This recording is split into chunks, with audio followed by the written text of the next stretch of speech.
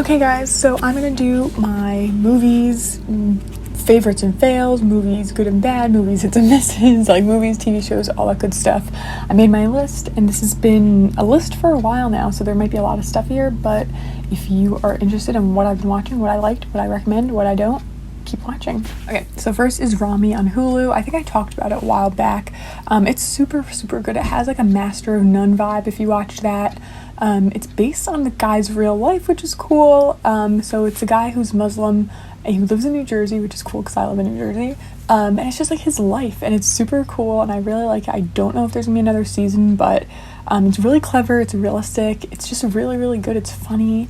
I was really enjoying watching it. So like if you want a show that's kind of like laid back, isn't a sitcom but isn't like super drama, I totally recommend that one. It's on Hulu. Next, I watch Devil All the Time on Netflix. Holy smokes, have you not watched this?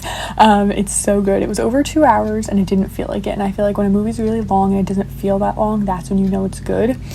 Tom Holland and Rob Pattinson, hands down, just like amazing, both of them. Like this was like their like top, like they did so well. I love how Rob Pattinson came from Twilight and he's just like so good now, and like Kristen Stewart came from Twilight and she's like anyway. Also Kristen Stewart as Diana, no, not cool. It should have been someone who's from England. It should have been someone who actually looks like her, who's graceful. Just like, who else is mad about that? But anyway, Devil All the Time. It was dark, it was violent, it was twisted. It was produced by Jake Gyllenhaal, which is really cool, and Dudley from Harry Potter is in it, which is really interesting. I just thought it was fantastic. I don't know if it's the type of movie I would like choose to sit and watch again because it's so disturbing, but like it was a solid, like great movie. Another show, Sister. I've already seen all of it back in the day, but it's so good. It's so funny. I couldn't believe, like, I forgot how funny it was. Sister is now on Netflix. I watched it through super quick. It's literally one of the funniest shows. Like, I totally forgot how funny it was. Next, American Murder, the Family Next Door documentary. It's a true crime documentary on Netflix. I think it's on Netflix, right? I think so. It was good, but like so awful. Like this horrible guy killed his 2 kids and his wife, like for no reason. Just like it just like was so disturbing and terrible, and like just I love true crime stuff, but like this was like, oh god, just another one you won't be surprised about. I'm pretty sure I put it in my favorites recently, Schitt's Creek. I already want to watch it again. I never want to watch things like that fast again, but like Schitt's Creek is like the most wholesome show. It gives you like an escape from the world, but not really. Like it doesn't give you an escape from the world as much as it tells you like if people were decent people, this is what the world could be like. Oh my god, is it amazing? And they were talking about making a movie.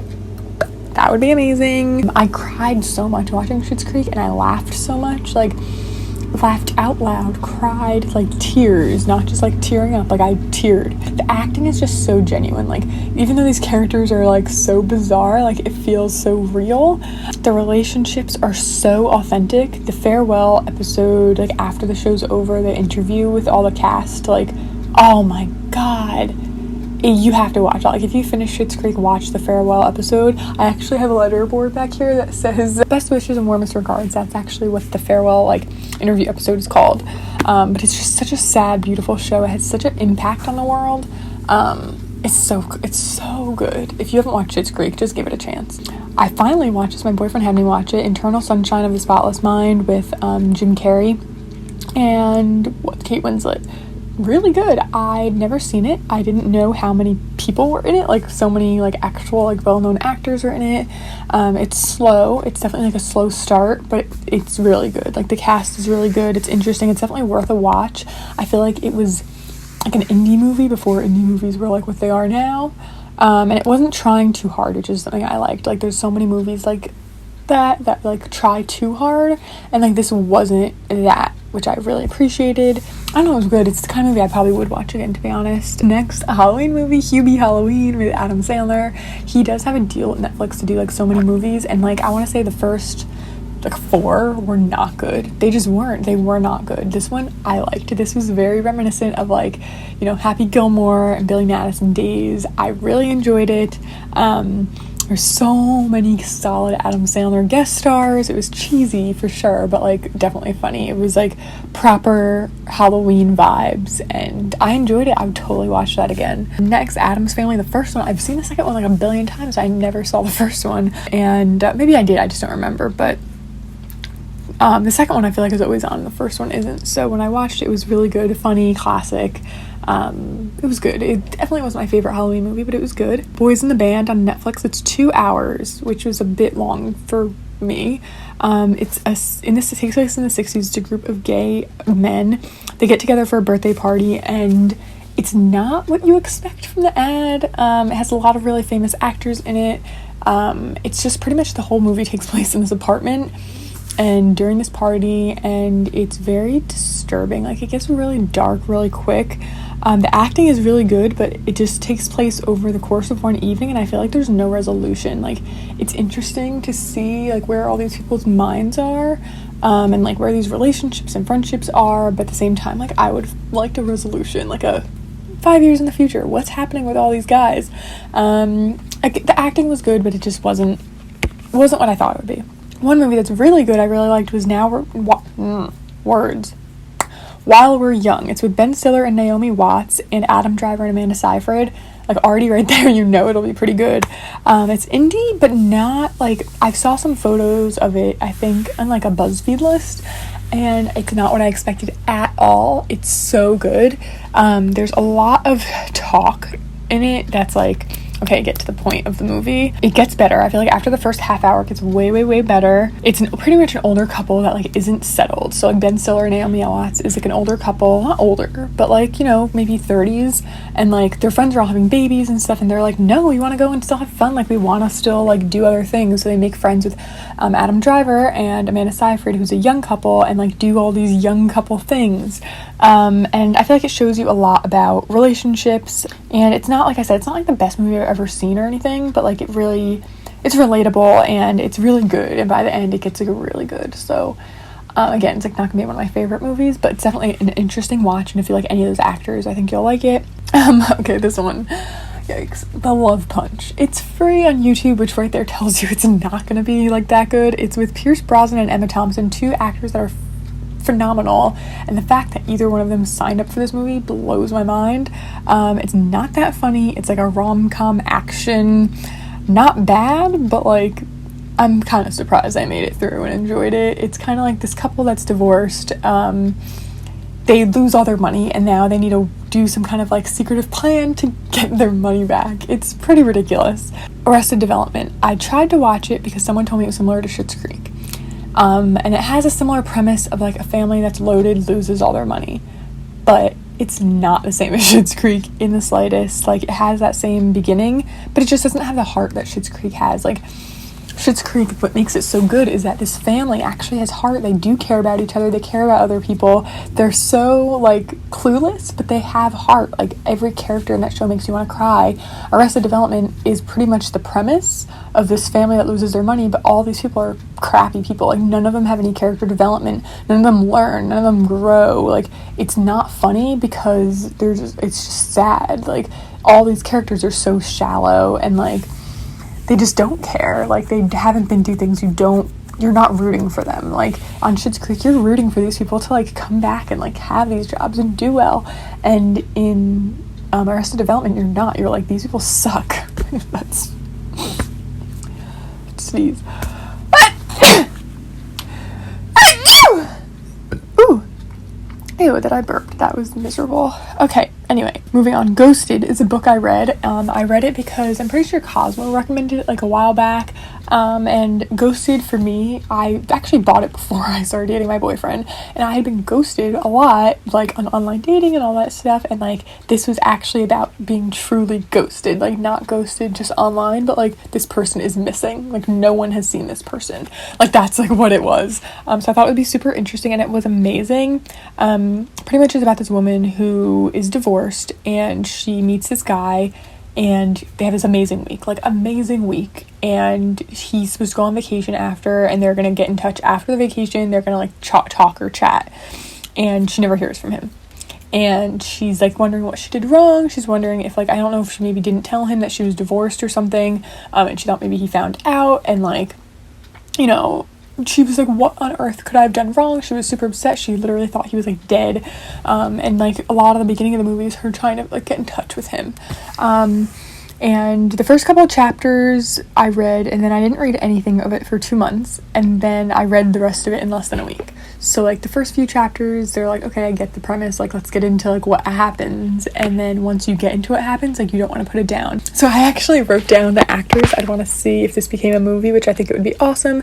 I think the main girl, this is also British, so like the actors, majority of them I believe should be British. So I picked, here are some of the people that I picked to play the main girl: Carey Mulligan or Claire Foy as Sarah, who's the main character, and then as the guy, I would say Andrew Garfield, Tom Hiddleston would be, either one would be a great option. Maybe Theo James, and I said maybe Theo James and Emma Watson, but they seem too young, so unless they make this into a movie like 10 years. Also, I actually put this, I don't think anyone's race is mentioned, so they could actually make this a really great diverse cast of like the main characters and not just like the, you know, the side characters. I think that would be a really cool way for them to do it, and in that case I think the main girl could be Zoe Saldana or Rosario Dawson, and Anthony Mackie could play the guy. That would be cool. But once I got near the end, I really couldn't put it down, and it was great. So if that was a book that you were looking into or you're interested in, I definitely would recommend it. Next, Office Space is a movie from the 90s. It's very funny. Maybe it's early 2000s, but it's very like of that time. It's relatable. It has a good collection of actors. I can't believe I never saw it, and my boyfriend introduced me to it, and it's based on like a comic strip in like a newspaper, I think. It's funny, like it's really funny. Like I really found it relatable. It's pretty much about a guy who hates his job and like what he's gonna do. Like he just hates it so much, and like what he does from there. And it's really good, and Jennifer Aniston's in it, and like it's awesome. Okay, next, Rebecca on Netflix. Holy smokes. So it has Lily James as the main character. I love Lily James. She's one of my favorite actresses. I wish she was in more. So it's actually a remake of Alfred Hitchcock, Rebecca, from back in the day. I never read the book. I never saw the original movie, so don't, like, if you've seen them, I heard people didn't like this one, but I think if you haven't read the book, if you haven't seen the original, it's fantastic. I absolutely loved it. I feel like the way they promoted it was like, it's gonna be scary. It's a Halloween movie. It's not scary. So if you think it's gonna be scary and you don't like scary things like me, don't worry about it. It's not scary. It's a really beautiful story. I think the reviews I read before I watched it were like, it's beautifully filmed. Like the cast, like the you know, the filming, the scenery, like all that is stunning, but they were like, it wasn't the same. They changed a lot, and I feel like they did change a lot based on what I read, but at the same time, like I still really liked it.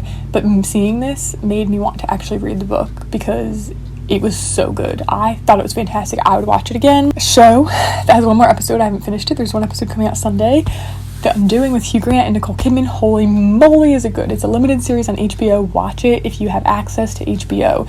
It is so good. It's just like it's literally like someone dies, who did it? Like who done it? But like so good. Nicole Kidman is amazing. There is some things I don't like her in, and this is not one of those things. Also, Hugh Grant, he's always playing like the bad guy. What is that? I don't know, but it's good. Like if you want a good show that's like quick, I think there's gonna be 10 episodes. It's good. Another good one on Netflix is Yes, God, Yes. It's pretty much a movie I think every teenage girl or boy should watch. Like if you're between like 12 and like 16, watch this. It's slow, but it's interesting and so relatable. It's pretty much about a girl she's in a Catholic school. She doesn't know anything about sex or anything of it, and she's interested because she doesn't know, and like she wants to try things because she doesn't know, and she has all of this like energy and hormones. She doesn't know how to direct them because she was never taught anything other than abstinence. And you know, this is a school that's telling you not only abstinence like is the only way, but you can't masturbate and do any, like it's all wrong. And like teaching kids that, we already know is a problem. We already know that in those school districts that they don't teach like realistic sex ed, there's more teen pregnancies, there's more STDs because kids don't know and they're still going to try things. So this movie was pretty much like it should be to adults and teenagers, like saying like you're not weird. Like, these feelings are totally normal. You're not the only ones with these feelings. Like, it's just like, it's shaming. It makes this girl feel so much shame for the feelings she's having when she shouldn't at all, because everything she's feeling is totally normal and healthy. And I just think it's a great movie. I think if I had watched that when I was about 13, 14, I would have felt a lot more confident and less shameful. Next holiday, great. It's a freaking Christmas movie on Netflix, which doesn't suck. It doesn't have the vibes of like Hallmark or Lifetime. It's more solid than that. We have Emma Roberts. It's cheesy, but not like the terrible Christmas movie cheesy. It's a lot more like cursing and stuff like that. And I don't know, I really liked it a lot. I think it's funny, and I think I actually teared up at one point. And if you want like a bad Christmas movie but not a terrible Christmas movie, it's good. Next, Go Ask Alice. That's a book my sister actually really enjoyed back in the day, and apparently it's loosely based on someone's real life, on their real diary, but that's been proven that it's not really true.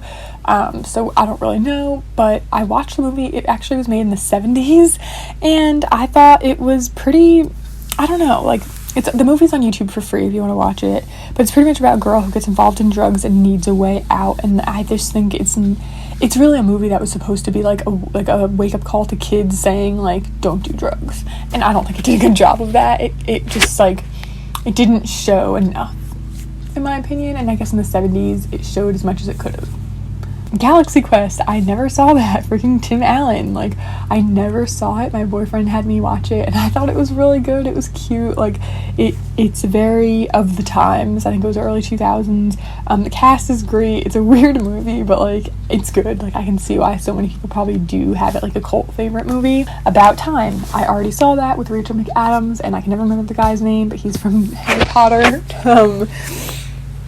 It's a beautiful love story, but it's not just a love story. It's the relationship between a father and son and a guy, and just, like, realizing, like, you may have a gift that lets you live life a different way, but living life the way everyone else does is a gift in and of itself, and I feel like that's what the movie's about. It's kind of actually similar to Click with Adam Sandler, but way more beautiful and, like, well done. It's Clouds, which is a movie on Disney Plus, which, oh my god, is it cute. It's actually based on a true story about a boy or teenager with cancer who decides that he wants to become an artist and, like, be a singer and spread his music out into the world. And I didn't know it was based on a true story. I had never heard this. I don't know how, but wow, is the movie good. I actually downloaded most of the songs from it. It's not a musical, but it's similar to, like, A Star is Born, like that kind of music. Like, it has all the music in it, but it's not a musical. Nev Campbell's in it, Sabrina Carpenter's in it. Had me crying a couple of times. The acting was surprisingly good. I actually cried 6 times throughout the whole movie. I wrote that down, and it was good. Like, if you want to watch it, it's good. It definitely has its cheesy elements to it, but I thought it was really nice. Okay, a show that's not over yet, but I'm obsessed with it, is A Teacher. It's FX on Hulu, so if you have a Hulu, you can watch it. It's pretty much a teacher and student relationship, which we all know is bad. We all know the story, and it romanticizes it in a way that I think is not okay, but we haven't gotten to, like, the part after yet. It's really about teacher, like, using up her power and knowing that this kid has a crush on her and is in love with her, and that he's a teenager and that he'll take it too far, and, like, she doesn't care. She just wants the attention. Moving on. Operation Christmas Drop. It is with Kat Graham, which is why I wanted to watch it. Kat Graham is from Vampire Diaries, and it's a Christmas movie, very Hallmark-esque, but not that bad. It's, like, based on a real thing that the Army does, which I think is cool, where, like, the Army donates all this Christmas, like, supplies to remote islands, which is awesome. And it's pretty much about a girl going to this place because it's her job, and a sweet guy, she meets him, and he kind of opens up her art to Christmas. Like, it's that, you know, but it is nice, and it was cool to watch. Next, Mildred Pierce was a 5-episode series on HBO back 2014 maybe. Mildred Pierce was actually a movie back in the day. It was in black and white. My mom used to watch it with her mom. And then when they made the remake with Kate Winslet, my mom wanted me to watch it with her, and I did, and I loved it. And I just recently rewatched it on HBO Max, and I thought it was great. It's a good story. We have Evan Rachel Wood is in it. Guy Pearce is in it. And they did change the story. They did change the original for this, you know, but it's still really good. It was really good. Next, Love Life is a show on HBO Max as well with Anna Kendrick. This is Anna Kendrick's best role by far, in my opinion. She's one of those actors that, like, I think she can be really good, but sometimes her roles are, like, annoying. This was her best one by far. It's a really relatable show about dating in real life. Like, it pretty much shows all of her relationships in her life and what went wrong and, like, how you come back from it, and, like, it just felt really relatable. I really liked it. The acting wasn't over the top. All the characters seemed like they could be real people. I couldn't stop watching it, so I totally recommend that. Next, Lizzie, the 2018 Lizzie Borden movie with Kristen Stewart. Not good, not at all. It was graphic, but it didn't have the thriller element that I wanted. The music made it seem like that, but it didn't. I didn't like it at all. Next, my boyfriend and I watched Jojo Rabbit. I was so misled about this movie, and I feel like a lot of people were too. Like, the first half hour, 40 minutes, me and him kept looking at each other, should we turn it off? And the first half hour, 40 minutes is all that's in the preview. So if you saw the preview and you're like, what is this? It makes no sense. It's like a little boy who's raised to be a Nazi, and, like, you're like, how is this funny? It, like, looks like a comedy. Like, I don't get it.